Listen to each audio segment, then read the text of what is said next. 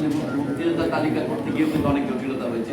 তালিকা প্রণয়ন বিষয়টি বেশ জটিল এবং আমাদের দেশে যেহেতু এখনো যথেষ্ট ডিজিটালাইজ ডাটা নাই, সেজন্য আসলে বেশ কঠিন হয়। তারপরে যে প্রশ্নটা আপনি বলেন যে কে কিভাবে আহত হয়েছে, তিনি কোন পক্ষে ছিলেন, এটি নির্ধারণ করা খুবই কঠিন ছিল। তারপরও আমরা মোটা দাগে ওই সময়কালে আহতদেরকে এবং তারপরে দীর্ঘদিন আমরা এটাকে ওয়েবসাইটে রেখে দিয়ে সবার মতামত দিয়েছি, আপত্তি। তারপরও যেগুলো নিখিল হয়ে গেছে সেগুলো আসলে আমরা বুঝতে পারি যে মানে ওই সময়কালে তারা মতামত দেননি, কারণ আমরা দীর্ঘদিন কিন্তু নামের তালিকা জনগণের জন্য উন্মুক্ত রেখেছিলাম। তারপর এবং এই আপত্তির প্রেক্ষিতে প্রায় হাজার হাজার নাম কিন্তু বাদ করেছে। কিন্তু তারপরে কিছু থেকে গেছে যে যারা প্রতারণার সুযোগ দিচ্ছে, সেগুলো আসলে আমাদের মন্ত্রণালয়ের পর্যায়ে থেকে আসলে স্বাস্থ্য পরিবার মন্ত্রণালয়ের কোনো ইন্টেলিজেন্স সার্ভিস দিয়ে এটা চেক করা একটু ডিফিকাল্ট ছিল। আমাদের যে ঘটনাগুলো প্রতারণা ঘটেছে সেটা দুর্ভাগ্যজনক, এবং তারপর যে সেগুলো ধরা পড়ছে বলে আমরা যতদূর জানি সেগুলো ধরা পড়ে যাচ্ছে। সেই কারণে আমরা মনে করি যে এটা কিছুটা মানে অ্যাক্সিডেন্টাল মনে করতে হবে, এটা আসলে কোনোভাবেই ইন্টেনশনাল না, এবং প্রতারণা ধরার মতো ইন্টেলিজেন্স সার্ভিস স্বাস্থ্য পরিবার মন্ত্রণালয় নেই। অবশ্যই সবগুলো গেজেট যেগুলো হয়েছে সবগুলো বাতিল হবে। দু একটি মানে আমাদের শহীদ নামের তালিকা সংশোধন হবে, আহতদের তালিকা অবশ্যই। এই আইনি ব্যবস্থাটি এখন মুক্তিযুদ্ধ বিষয়ক মন্ত্রণালয়ের অধীনস্থ, অতএব এটা আমরা আসলে শুধু তালিকা প্রণয়নের কাজটুকু করছিলাম, এটা শেষ পর্যায়ে আমরা এটা সর্বশেষ তালিকাটা দেওয়া হয়ে গেলে এরপর থেকে এই সকল কার্যক্রম মুক্তিযুদ্ধ বিষয়ক মন্ত্রণালয়ের অধীনে একটি অধিদপ্তর করা হচ্ছে, সেই অধিদপ্তরের তত্ত্বাবধানে হবে। মশার ওষুধ ছেড়ানোর দায়িত্ব স্থানীয় সরকার মন্ত্রণালয়, কিন্তু স্বাস্থ্য মন্ত্রণালয় স্থানীয় সরকার মন্ত্রণালয় কিন্তু একসাথে কাজ করে, আপনারা চিকিৎসার পার্টটা দেন। সো মার্চ মাস শুরু হয়েছে, কতটা কনসার্ন স্যার?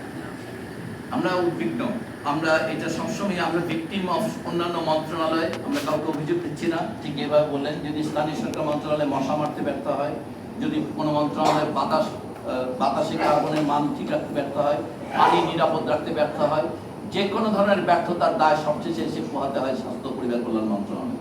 অতএব বাংলাদেশে যত রকম মানুষের স্বাস্থ্য রক্ষার বিভিন্ন প্রতিরোধমূলক বন্দোবস্ত যে মন্ত্রণালয়গুলোর দায়িত্বে, সেটা আলটিমেটলি আমাদের করতে হয়। কিন্তু অবশ্যই আপনারা খেয়াল করবেন, আমরা ইতিমধ্যেই ডেঙ্গুর যে আন্তর্জাতিক সংস্থাগুলো আছে তাদের সঙ্গে যোগাযোগ করে এবং এবারে ডেঙ্গুর যে প্রোফাইলিং করা দরকার সেগুলো আমরা করেছি। আমরা বিশেষজ্ঞদের মাধ্যমে আমাদের গাইডলাইনে মাইনর চেঞ্জেস হবে বলে আমরা আশা করেছি, সেগুলো তারা কাজ করছেন থিওরিটিক্যালি। সেই কাজগুলো ফাইনাল হয়ে গেলে আমরা নতুন গাইডলাইন দিয়ে আমরা অনলাইন ট্রেনিং এর মাধ্যমে সারা দেশের সব চিকিৎসকদেরকে ট্রেনিং দেব। আমরা আশা করি সরকারি ওই যে চিকিৎসক যারা আছেন তারাও তো ডাক্তার লেখেন, আপনার অভিমত কি তাদের ব্যাপারে? আপনার এই ব্যাপারে এখন আমরা মন্তব্য না করা ভালো। এই মুহূর্তে যেহেতু একটা খুবই হট ডিবেট, আমরা এই বিষয়টা আগামীতে আমরা বলেছি যে আমরা আইনি পরামর্শ নিয়ে আমরা নিশ্চিত করবো। স্যার, ওই যে মেডিকেল স্টুডেন্টের যে এনপির জন্য আপনার প্রস্তাব পাঠিয়েছেন, এটা কত প্রস্তাব দিয়েছেন বয়স? আমরা 34 প্রস্তাব করেছি, মানে মেডিকেল না, বিসিএস স্বাস্থ্যের 34 এর বদলে যেহেতু চিকিৎসকদের কোর্সটি 5 বছরের এবং 1 বছরের ইন্টার্ন, অর্থাৎ তাদের 6 বছর লাগে ডিগ্রি সমাপ্ত করতে।